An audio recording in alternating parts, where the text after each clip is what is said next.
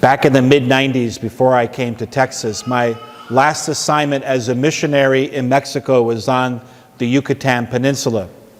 And I was the pastor of the largest parish in Chetumal, Quintana Roo, which is the capital of the state of Quintana Roo. And part of our parish at that time was a mission about an hour away that I also had to take care of, which couldn't get there all the time because it was so far away and there was so much going on in Chetumal. But whenever I could, I would go out to this little fishing village about an hour away on the coast. Very beautiful. And it's still, to this day, very small. I haven't been back there since I left in 1999. But what was interesting about this place was that it was literally in the middle of nowhere. And so I traveled an hour to do Mass, and there was just a small little group, and we were in a little hut. I think today there's a church there, but we just had a little hut. And, well, no, at this place there was a church. The little mission before that was a little hut, which now has a church. And so I stayed then with this this married couple. They weren't that young, but they were a married couple, this family that was taking care of the mission. They were the coordinators. And they would set everything up and keep things going. And we would have Mass there like once a month. And the point of the story is that the gentleman was a fisherman, like most of the men in the village were all fishermen. And they fished for their livelihood. And that night, it got real dark. Because, it's a small village. And there's not too much going on there. And so it got real dark. And so he took me for a walk through the village to show me around. And we got to the beach, and there's this big pier going out into the water. So we walked on the pier, and he was showing me where his boat was docked. But what was striking is that here we are in the Caribbean, and you're looking up at the sky with no city lights. And it was very striking, the experience, where you could see all the stars. In fact, it was like an overwhelming feeling, like you're about this big, and all the sky was lit up with stars. Now, I'm sure many of you have had a similar experience, especially living out here. If you're living on a ranch away from the city lights, or if you've been on a ranch, or you've been out fishing, or out in the middle of nowhere at night, and everything looks very different. Now, just imagine that experience in a world without television or internet or movies. And all you got to go by, and no GPS, and all you got to go by are the stars. And this is exactly what's happening in today's gospel passage. We're talking about a whole time when people were immersed in nature, and they saw things perhaps very much differently than we do. For example, some of us are old enough to have existed, been alive, without an iPhone or an Android, right? Now everybody has one. And so years ago, before I had a phone, so readily available, and it's a great invention, obviously changed the world, but things are different. We do things differently. For example, you wake up in the morning, like a morning like today, and I would ask myself, well, do I need a coat, or can I survive without my coat? Well, I opted for the coat. I don't want to get sick. But normally, when I was younger, I would go out to the back door, open the door, put my head out and see, well, gee, it's cold, so I better use my coat. Now what I do, I just turn my iPhone on and look at the weather app, and I said, okay, now it's cold. You see, it's different. We're inside a lot. We're doing everything with computers and iPhones and Android, which is fine. I mean, I'm all into it too. But it's different. We're not immersed in nature like we used to be. Some people are. If you're ranching, well, you're really into nature, obviously. But these three men of today's gospel passage, they were totally immersed in nature. They had no television, no internet, no iPhone. They went by nature. And so studies have shown, studies outside of theology, just scientific studies have shown with what was happening with the stars at this time. There was historically some astronomical event that was going on. If you look at it from the prism of science and astronomy, there was some huge cosmic event going on that indicated the birth of Jesus. Now, these three wise men, these three kings, studies have also shown, one, we don't know who they were exactly, but we know that they existed. They didn't know each other, and the thought is that maybe even one of them came from China. And so they could see in the stars some huge event, and they heard prophecies coming from Jerusalem. They heard stories coming from their own traditions that some huge life-changing event was about to take place. So what they were doing is they wanted to find out what was going on, and they were searching. And they traveled, and they didn't know exactly what was happening, so they thought, well, we better stop in and talk to King Herod. And King Herod, he didn't want anybody taking his place on the front page of the papers. So they continued, and then they come across Jesus in a manger and Joseph and Mary. And they were given the gift of faith where they could see right away that this is the one that they were searching for and longing for.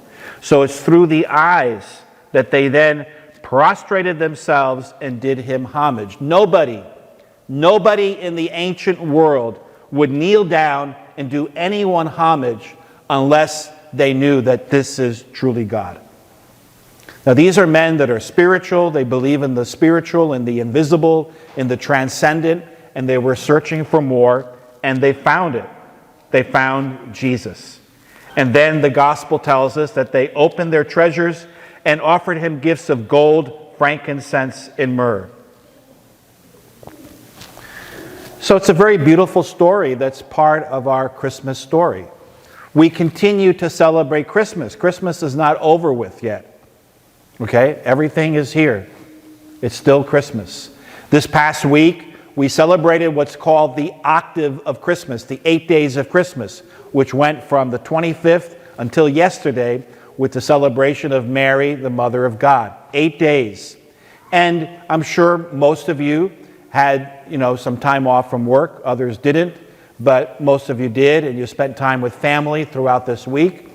And, in other countries, like in Mexico or Spain or Italy or other Catholic cultures, Latin America, people are off all week, and they're spending the whole time with family. That's really good. So it's still Christmas. Sometimes people say, that I've talked to from other countries, that we work in order to live. No, we live to work. Other countries, they work to live. So this is a time to be with family, and it's a time to celebrate Christmas. And now we're looking at Christmas from another prism, from another perspective. This journey of the three wise men that find Jesus. On a practical level, what does all this mean for us? Well, the ancient world was a mixture before the world that Jesus came into was a mixture of Judaism. Jesus is Jewish. He's coming to save the Jewish people. He's going to now establish something new called Christianity. But everyone else around the Jews, these are called the Gentiles, okay? And the Gentiles are the non-Jews, okay?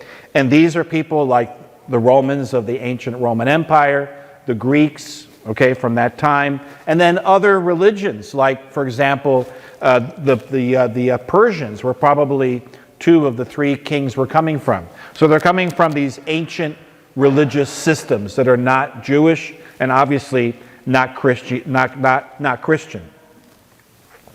And St. Paul tells us famously in his letter to the Ephesians, "It was not made known to people in other generations as it has now been revealed to his holy apostles and prophets by the Spirit, that the Gentiles are co-heirs, members of the same body, and co-partners in the promise in Christ Jesus through the gospel."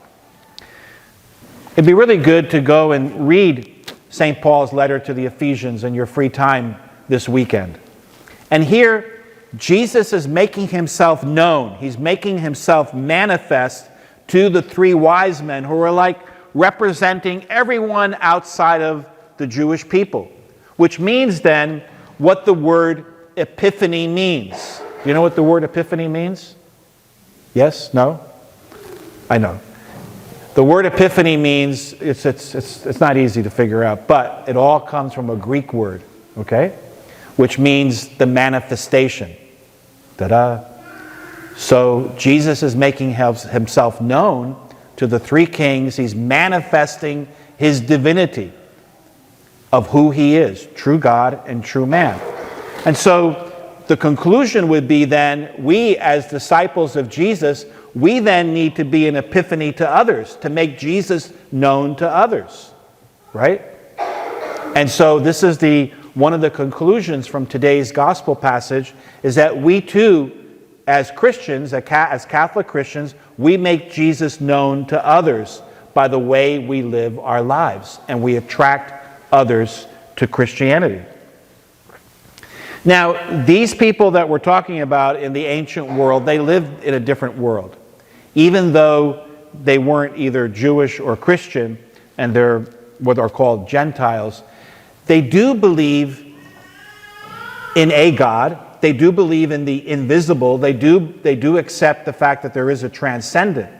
And so what's happened is that we live in what's called a secular world. For many people, for most people in our American society, in America, in Canada, and parts of Europe, okay, where there's secularization, the invisible doesn't exist. All that exists is the here and now, whatever I can touch. And so there is no invisible, there is no heaven, there is no transcendent. Life is just here. And at the end of this life, there's nothing. That's a pretty sad way to live. But that's the culture. We no longer live in a Christian culture. We live in a secular culture. One manifestation of secularism is the complete, you might say, obliteration of Sunday as the Lord's Day. Some of us, not too many here, but some of us are old enough to remember when Sunday was Sunday, the Lord's Day. I mean, nothing was open, right? The stores weren't open. Nobody was working except people that had to work.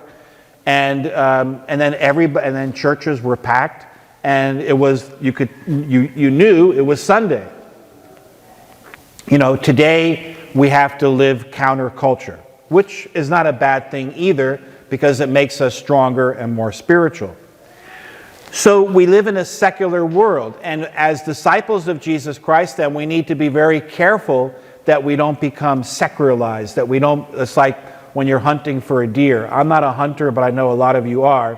And when you hunt a deer, then you're going to gut the deer. Secularism will gut Christianity and kind of bring us to a different level. And that's the struggle that we're dealing with in our modern society, is secularism. Whereas the people that we're talking about in today's gospel passage, well, the three kings easily came to Jesus because they already were a spiritual people. They just went to the next level. They were open, they were searching, and their eyes were open, and they could see, you know, there in the manger, there's Jesus. So this brings us then to a practical conclusion, and here we'll finish. Why am I here? Why am I here every Sunday or most Sundays? In other words, what's going on the inside of me as a Catholic Christian? I know all of you who are here are very committed, very enthusiastic, and that's all good. But then, you know, what's happening with others as well? Like even in our own parish, how do we maintain the sustainability of our parish in a secularized world? How do I identify my relationship with God? Well, there's a big group of Catholics, and not just Hispanics, it's across nationalities. And it's not just in the U.S., it's everywhere. That some people identify themselves only on the level of sacraments. Okay? Well, that's the church that I was baptized at. Or that's the church where I received my first communion. Or that's, oh yeah, I did my quinceañera there. Or my grandma was buried from there. That's a certain level of association. But the problem with that level of connection, it's not sustainable. So then something comes up, like the coronavirus, And then all of a sudden, everything stops. And then the churches are closed. And then what happens to that connection? You know, I just thought it was interesting when, you know, when the churches did close because of the virus, and then every church in America right now is struggling with trying to get people to come back. You know, I guess it was for decades that, you know, the priests were at the pulpit saying, you got to come to church, you got to come to church, or else you're all going to go to hell, or, you know, whatever. And then there's no church for 2 months, and we find out that nobody burnt up and nobody went to hell. So what the hell? Why bother? But you're here, I'm here, and so it's made us a lot stronger, right? Talking to certain friends that when the churches started to open up again, right, we kind of expected, you know, people pounding on the door, let us in, and that's not the case. So I asked myself, looking at this phenomenon, what's happening? What's happening to me personally? What's happening to you as I pastor parishes? And what's happening to the rest of the people out there? Like, God doesn't cause these things, but how is God working through all of this to draw us closer to Him? So it all comes down to my relationship with God. Well, I'm here because this is where I did my sacraments, or I'm here because, well, you know, my parents raised me this way and this is what I do. That's all right. But what's going to sustain us and make us grow and give us joy and give us happiness and make us the Christian that we should be? You see, there's something wrong in the system. The system is wrong. Okay? It's a mentality. It's changing slowly. And it changed in 1962 to 1965, a long time ago. All the bishops of the world got together in Rome, Italy, for this huge meeting where they looked at the church and looked at the world, that the post-World War II world that they were living in at that time, and saying, okay, the Catholic Church is the same church, the truth is always the same, but how do we do this? What's the way of doing this? And a lot of things changed back then. For example, prior to 1962, whatever priest was here would offer Mass here at the high altar. Okay? And then there was a liturgical change, and then this altar was put in here. Things like that. But we can talk about that some other time. So there was a change to work with a change of mentality. It doesn't mean that the truth changes, but it changes. Okay? So it's the same thing with us now coming out of the coronavirus. And this thing will end sooner or later, right? It'll get back to normal. But what's happening these last 2 years as we begin a new year, I think there's something happening. I think it's pretty neat. Not that, you know, people are getting sick, but the fact that there's something. I think what's happening in all of this, with the chaos, the political chaos, the violence, the sicknesses, the this, the that, the economy, just look at the whole world. It's all a mess. And what is it that God is doing with, not that God is causing this, but what is God doing in this? I think what's happening, and I could see it in your faces too, right? I think God is drawing us closer to Him. God is giving us an opportunity to become more spiritual. Okay? We're all here and we go to church, but Sunday Mass, living in a secularized world where institutions are collapsing and there's chaos all around us, Sunday Mass is not going to be enough. It's just like, for example, if you were to say, I'm going to have breakfast once a week, or I'm going to have dinner once a week. Well, what's going to happen? Well, you're going to be hungry, or you're going to get sick, right? You're not going to be too happy either. So I think what's happening, and I'm observing this too, as we all journey together, I think God is calling us to be more spiritual. And, you know, it wasn't until I went to college that I started hearing this theme about the possibility that God is my friend and I can be God's friend.